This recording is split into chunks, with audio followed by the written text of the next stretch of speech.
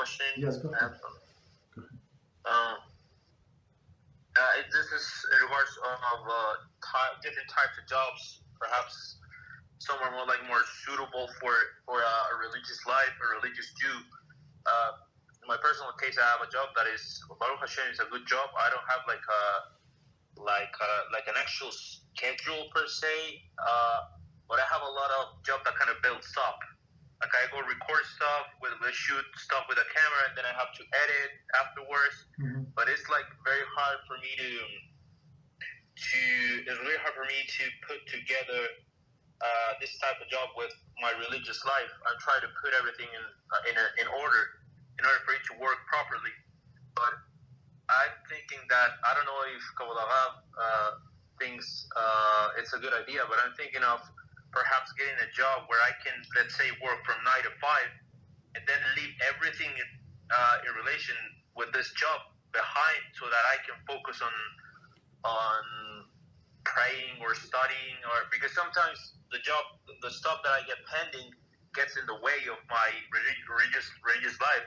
Perhaps sometimes I want to study late at night, and I gotta work because I got things pending. So I don't know if I should be. I don't know if I'm being actually, ungrateful or something like that, or perhaps it would be a good idea to look for another type of job that I can manage the time in a better way so that I can, make it work within my religious life. I don't know. I think if you have a flexible schedule, that's the best, and I'm going to explain why. First of all, if you have a 9 to 5 job, so for a secular person it's nothing, right? So they work 9 to 5 and then take vacation. But for a Jew, it's not such an easy thing. So you have to, if you calculate how many days you have to take off, that's crazy. I don't know, like 2 weeks or minimum, absolutely minimum requirement. So first 2 days of Pesach, last 2 days of Pesach, then Purim, nobody works on Purim, right? Then you have 9th of Av, no people works on 9th of Av. Then you have Shavuos 2 days, then you have Rosh Hashanah 2 days, Yom Kippur, then you have Sukkot 2 days, first days, last days, and plus I would say so they don't work on intermediate days. So they say if you want to get poor, if you want to lose all your money, yeah, that's a good idea. That's a good recipe. Work on this Chalamayat. So when you work on 9 to 5, so it's not so easy, such easy to find such a boss that would be so flexible.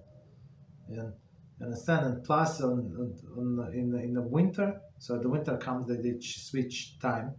So in the places where I used to work, I had to leave like 1:30 p.m. Like everybody like just finished lunch. I said, okay, I'm going home. So it's not so easy. So of course, that company, there was even though they tried many times apply pressure on me, like work on Shabbos. So I did not work on Shabbos. So and other works. So they made them work. Like why looking at him? You've been working from the day one. Continue working. So I never worked. So they never like put pressure on me. I mean they try, but did not work. And plus the Shabbos, so it's a winter. It's not only winter; it's 3-4 months. Understand? You have to like live in the middle of the day. So it's not to 5. It's to 1 p.m. So especially if you have to travel back and forth, of course you want to give you like few hours just in case. You don't want to come home 30 minutes before the candlelight, and of course you want to come home so a few hours before candlelight, so you can take shower, this and that, like clean, like many things. So I would say don't do it. Understand? Thank you very much for Yes, you're welcome. making advice. Yes, that's practical. So don't. It's very practical.